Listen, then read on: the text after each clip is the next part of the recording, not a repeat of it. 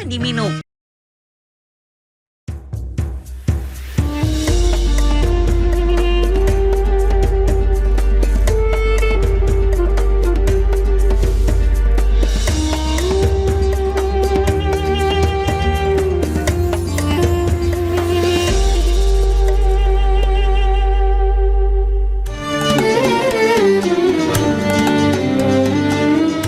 Harta yang seharusnya jadi berkah seringkali malah jadi sumber perpecahan. Ikatan keluarga yang kuat bisa hancur karena nafsu dan ketamakan. Islam memberikan pedoman jelas untuk mencegah hal ini. Ajaran Islam menekankan pondasi hidup adalah takwa kepada Allah.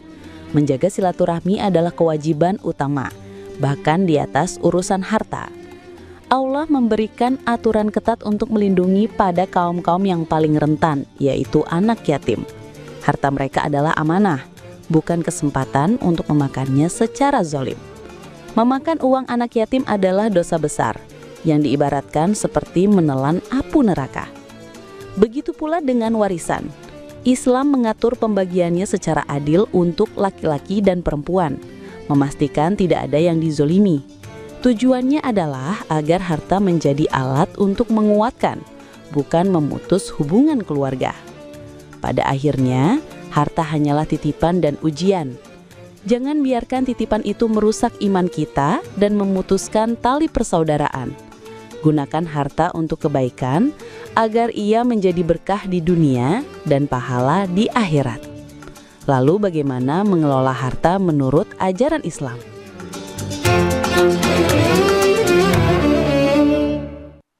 Astaghfirullah Rabbal baraya. Astaghfirullah minal khataya. Astaghfirullah Rabbal baraya. Astaghfirullah minal khataya. A'udzu billahi minasyaitonir rajim. Bismillahirrahmanirrahim. Assalamualaikum warahmatullahi wabarakatuh. Waalaikumsalam warahmatullahi wabarakatuh. Bu. Ya. Sehat? Alhamdulillah. Pak. Ya. Sehat? Alhamdulillah. Alhamdulillah, puja dan puji kita panjatkan atas kehadirat Allah Subhanahu wa Ta'ala. Tidak lupa kita berikan salawat dan salam kita kepada junjungan kita manusia yang mulia, Nabi besar Muhammad Sallallahu Alaihi Wasallam, beserta keluarga, sahabat, dan umatnya yang setia hingga akhir zaman. Alhamdulillah, hari ini kita kembali lagi dipertemukan ya dalam program kesayangan kita, yaitu Cahaya Hati Indonesia. Bu. Ya. Pak, ada nggak orang yang pernah kita lihat berantem sampai putus hubungan kekeluargaan gara-gara warisan? Mana orangnya? Gara-gara harta warisan yang tadinya adik kakak hubungannya baik jadi nggak baik-baik. Ada yang begitu ada? Mana orangnya? Gara-gara yang tadinya sebuah pernikahan yang baik, begitu bercerai, ribut gara-gara harta gono gini. Ada yang begitu ada? Mana orangnya? Kenceng banget ngomong adanya ada.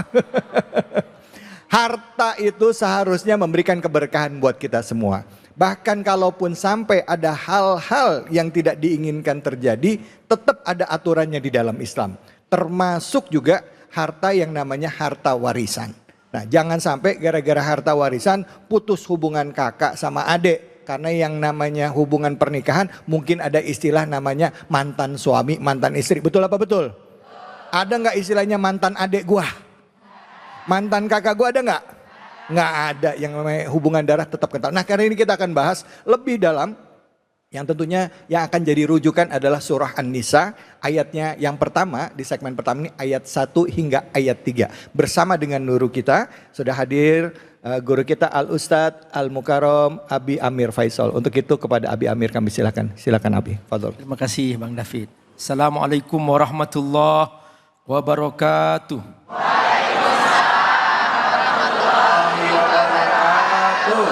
Alhamdulillah wassalatu wassalamu ala Rasulillah wa ala alihi wa sahbihi wa mawala. Asyhadu an la ilaha illallah wahdahu la syarika lah wa asyhadu anna Muhammadan abduhu wa rasuluh. Allahumma salli ala sayyidina Muhammad wa ala alihi wa sahbihi ajma'in wa ba'du. Bu, sehat? Alhamdulillah. Pak, semangat? Masya Allah, hari ini hampir seimbang. Ya, bapak-bapaknya banyak, ibu-ibunya juga banyak. Berarti kalau hadir ke pengajian ini, kiamat masih lama. Ya. Karena kadang-kadang ya Bang David ya, di sebuah masjid kita ngisi pengajian, bapak-bapaknya 3, ibu-ibunya ratusan, Masya Allah. 1:50. Berarti kalau 1:50 berarti kiamat sudah dekat. Alhamdulillah. Di sini masih jauh. Masya Allah. Jadi gini, kita akan bahas surah An-Nisa. An-Nisa apa artinya Bu? Perempuan. Di dalam Al-Quran ada enggak surah Ar-Rijal Pak? Ada. Enggak ada. Ar-Rijal apa artinya Pak? Laki-laki. Laki-laki. Iya. Kenapa kok An-Nisa? Karena kaum perempuan adalah titipan Allah bagi kaum laki-laki. Laki-laki adalah pemimpin. Ar-Rijal qawwamun 'alan nisa. Maka laki-laki nggak perlu diangkat-angkat karena sudah punya derajat sendiri. Tapi kalau perempuan harus dijaga, ya Bu? Ya. Dilindungi, betul? Ya, jangan sampai kurang belanjaannya. Betul Bu? Betul. Tuh Pak, betul. Ya, Masya Allah. Nah, surah An-Nisa secara keseluruhan membahas tentang kewajiban kita berbuat adil. Dan adil itu dikatakan adil kalau berpihak kepada yang lemah. Kaum perempuan adalah titipan Allah, makhluk khusus. Karena dia punya kelemahan. Yang kalau dibanding laki-laki, dia tidak sekuat laki-laki. Namun dari segi perasaan, dari segi ketangguhan, kaum perempuan lebih tangguh. Namun dari segi kemampuan, akal memang lebih diberikan kepada laki-laki. Karena itu dalam Islam, kaum perempuan tidak diberi tanggung jawab mencari nafkah. Dari sejak lahir sampai wafat, ibu nggak punya kewajiban mencari nafkah. Ibu lahir, nafkahnya ditanggung oleh ayah. Ibu menikah, nafkahnya ditanggung oleh suami. Suami meninggal, nafkahnya ditanggung oleh anak yang laki-laki. Karenanya dalam hukum waris, kaum laki-laki punya hak waris 2 kali lipat daripada perempuan. Lidzakari mislu hazzil unsayain. Karena laki-laki punya tanggung jawab. Nah, inilah rahasia surah An-Nisa. Surah An-Nisa ini dia khusus untuk kaum perempuan. Bahwa kalau kamu ingin berbuat adil, pastikan bahwa kamu tidak pernah mendolimi yang lemah. Jagalah mereka, kaum perempuan. Nah, dalam surah An-Nisa ini dibuka ayat pertama, ayat kedua, ayat ketiga. Ada beberapa istilah di sini. Di ayat pertama ada tentang pernikahan. Tapi ayat pernikahan ini dibuka oleh Allah dengan kata takwa. Ya ayyuhan nasu taqu rabbakum. Nih, perhatikan, dibuka dengan kata takwa. Bahwa dalam pernikahan hendaklah diniatkan bertakwa kepada Allah Subhanahu wa ta'ala. Kenapa kok bertakwa kepada Allah? Karena Allah lah yang menciptakan laki dan perempuan. Alladzi khalaqakum min nafsin wahidah. Asalnya Allah menciptakan satu jiwa, yaitu Nabi Adam alaihissalam. Ini maksud ayat min nafsin wahidah. Dari Nabi Adam kemudian Allah ambil sebagian tulang rusuknya dijadikan ibunda Hawa. Wa khalaqa minha zaujaha. Maka berpasang-pasangan inilah kemudian yang menyebabkan timbulnya keturunan-keturunan.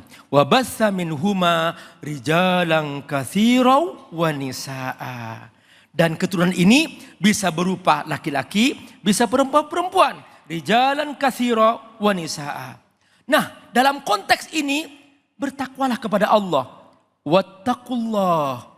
Kenapa? Karena nanti di hari kiamat kita akan dimintai pertanggungjawaban oleh Allah Subhanahu wa ta'ala. Jangan sampai suami mendolimi istri. Jangan sampai ayah ibu mendolimi anak. Jangan sampai istri mendolimi suami. Wattaqullah alladzi tasaaluna bihi wal arham. Kenapa? Karena kita semua nanti akan dihisap oleh Allah Subhanahu wa ta'ala. Kita masih bisa kadang-kadang menipu makhluk. Tapi kalau Allah enggak mungkin bisa ditipu. Innallaha kana alaikum raqiba. Innallaha kana alaikum raqiba. Raqib artinya Allah mengontrol, memantau, melihat apa yang telah kita kerjakan selama ini. Apakah ada kezaliman, apakah ada penyiksaan, semua itu ada hukumannya di alam akhirat nanti. Namun dalam pernikahan kadang terjadi sebuah musibah. Tiba-tiba sang suami meninggal dunia. Di sini ada konteks yang namanya anak yatim. Dan seringkali dulu di zaman orang Arab dahulu, mereka kalau ada anak yatim suka dizolimi. Terutama kalau anak yatimnya kaya, anak yatim diambil, hartanya dikuasai. Lalu dia bersenang-senang dengan harta anak yatim. Setelah itu kadang-kadang dia suka menikahi anak yatim tidak diberi mahar. Makanya khusus untuk anak yatim Allah beri peringatan. Wa atul yatama amwalahum. Kata Allah, ingat, harta anak yatim jangan kamu kuasai. Berikan kepada mereka. Yatim ini bu, pak, yatim dikatakan yatim selama belum baligh.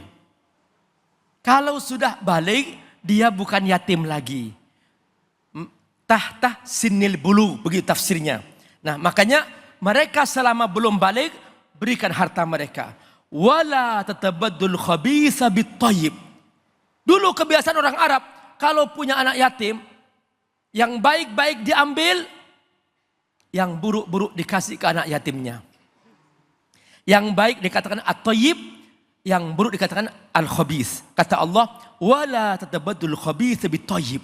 Jangan kamu tukar. Kamu ambil yang baik, kamu kasih ke anak yatim yang buruk.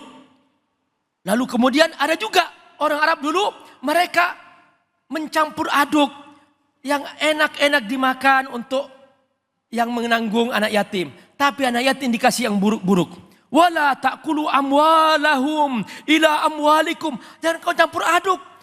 Pisahkan harta anak yatim, harta kamu, harta kamu, kata Allah. Innahu kana huban kabira. Kalau kau melakukan itu dosa besar. Setelah itu ada kejadian.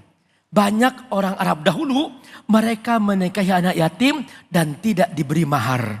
Makanya Allah memberikan nasihat. Untuk konteks anak yatim ini, kamu jangan main-main. Memang Allah Subhanahu wa ta'ala memberikan peringatan di sini bahwa wa in khiftum alla tuqsitu fil yatama fankihu ma tabalakum minan nisa'i masna wa thulatha wa ruba. Kata Allah, kalau kamu ingin berbuat adil, kamu tidak takut zalim, silahkan kau menikahi dengan mereka. Anak yatim silahkan, tapi jangan dizalimi. Tapi kalau kamu mau berbuat zalim, jangan coba-coba menikahi mereka. Silahkan kamu menikah yang lain saja. Dari perempuan yang lain saja. Terserah mau 2, 3, 4. Tapi kata Allah, ingat judul utama surah An-Nisa tentang berbuat adil. Makanya ayat tentang poligami ada hubungannya dengan masalah berbuat adil. Fa in khiftum alla ta'dilu fawahidah. Kalau kamu tidak mampu berbuat adil, jangan menikah banyak, cukup satu saja kata Allah. Au ma malakat aimanukum, atau kamu cukup satu dari hamba sahaya kamu yang kamu punya. Dzalika adna alla ta'ulu. Itu cara supaya kamu tidak berbuat dolim. Jadi intinya, Pak, halo, Pak, jangan yang diingat poligaminya. Yang dipikir poligaminya melulu. Ingat adilnya bisa enggak? Kalau tidak bisa berbuat adil, dan kalau dengan poligami akan berbuat zalim, jangan coba-coba poligami. Kok di sini yang nyaring? Bapak? Oh, diam aja, Masya Allah. Semoga Allah berkahi. Baik, alhamdulillah. Terima kasih banyak Abi. Bu. Pak. Begitu masuk ayat ketiga, ibu-ibu langsung lihat ini ngomongnya apa nih Abi nih. Jadi konteksnya tadi adalah bicara mengenai ya berbuat adil ya, bahkan tidak boleh kita mengambil harta anak yatim ya, saking khawatir ini, saking tingginya kehati-hatian, jangan sampai. Tapi kalau kamu memang mau nikahin ya, kamu nggak sanggup berlaku adil, kata Allah cukup satu aja gitu ya Bu. Bu, senyum dia, kok cukup satu aja gitu dong ngomongnya. Yang mau nanya siapa nih, angkat tangannya silakan. Oke silakan Ibu. Ya mana ya. Assalamualaikum warahmatullahi wabarakatuh. Waalaikumsalam warahmatullahi wabarakatuh. Izin nanya Ustadz, perkenalkan nama saya Dewi Solifah dari Majelis Taklim Al-Ummahat Harapan Indah. Ya silakan Ibu. Apakah anak sambung berhak menerima harta waris Ustadz? Sekian pertanyaan saya, atas pencerahannya. Terima kasih. Assalamualaikum warahmatullahi wabarakatuh. Waalaikumsalam. Bu, maaf, anak sambungnya dari mana? Dari ibu apa dari suami? Dari ibu dan dari ibu pastinya. Dari istri ya maksudnya. Ya. Si istri sebelumnya udah bawa anak ya. Terus kalau si suaminya yang baru ini meninggal, anak sambungnya dapat hak waris nggak dari suami yang baru gitu ya Bu ya? Ya. Ya baik gitu. Silakan Abi Fadl. Ya, menarik sekali. Mengapa dalam surah An-Nisa dimulai pembicaraan tentang pernikahan, keluarga. Setelah itu baru ada pembahasan mengenai harta warisan. Bahwa harta warisan hanya yang ada hubungannya dengan nasab. Kalau tidak ada hubungannya dengan nasab, maka dia tidak berhak untuk mendapatkan harta warisan. Anak sambung, dia adalah anak yang nasabnya kepada suami yang lain. Nah, misalnya seorang ibu membawa anak. Suami sebelumnya sudah meninggal atau ditalak. Lalu dia menikah lagi. Begitu Bu ya? Lalu dia dengan anak itu, tiba-tiba suami yang baru ini meninggal dunia. Apakah anak yang dibawa oleh ibu ini dari suami yang lain dapat warisan dari ayah yang barusan meninggal dunia ini? Tidak, karena tidak ada hubungan nasab. Dia hanya dapat harta warisan dari ibunya.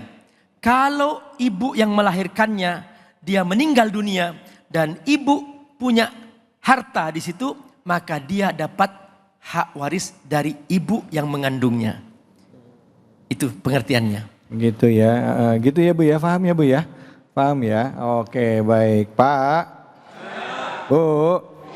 Jadi yang namanya hak waris ya, itu turunnya yang hubungan nasabnya langsung. Ya, dari benar. bapak ke anak, begitu ya? Benar, ya. Kandung ya, maksudnya gitu ya, bapak kandung. Jadi walaupun sudah bercerai misalnya suami dan istri, ya si anak ini tetap punya hak dari bapaknya. Ya, kan Dari gitu? bapak yang Ya, bapak kandungnya. bapak kandungnya. Ya, walaupun ibu dengan suami sudah bercerai, anak ibu yang ikut sama ibu misalnya itu tetap punya hak dari suami ibu yang dulu. Nah, tapi kalau ibu nikah lagi, anak ibu nggak dapat hak dari suami yang baru gitu ya, Bu ya? Disinilah mengapa dalam Islam dikatakan bahwa ar-rijal qawwamuna Muna ala nisa. bahwa laki-lakilah yang memimpin, karena ternyata semua garis nasab hubungannya dengan ayah. Karena itu jika ayah berpoligami, dia punya istri 2, punya istri 3, punya istri 4, Ya. maka semua anak ini anak kandung. Karena apa? Ayahnya satu. Dan ini disebut anak kandung semuanya. Dan ini dapat warisan dari sang ayah yang meninggal dunia dan meninggalkan semua anak ini. Oke. Itulah pentingnya nasab dalam Islam. Baik, Abi, sekarang pertanyaannya. Maaf ya, ini tapi Abi boleh jawab atau juga mungkin banyak pertanyaan juga dari pemirsa yang juga pengen tahu jawabannya. Jika seorang laki-laki menikah, istrinya ada 3 atau 4, ya. Pada saat suami ini meninggal, si laki-lakinya meninggal, dia punya 4 istri dan setiap istri punya anak. Nah, anaknya ini dapat hartanya dari masing-masing ibu dan suaminya, artinya setiap ini kan punya 4 rumah tangga. Iya. Apakah dibagi dari masing-masing rumah tangganya atau dari istri yang pertama dibagi rata, istri kedua dibagi rata, istri ketiga dibagi rata, termasuk istri keempat dibagi rata hartanya? Gitu, tapi nanti jawabnya Abi. Oke. Seru kan, penasaran? Saya juga penasaran soalnya. Jangan kemana-mana, tetap di sini di Cahaya Hati Indonesia.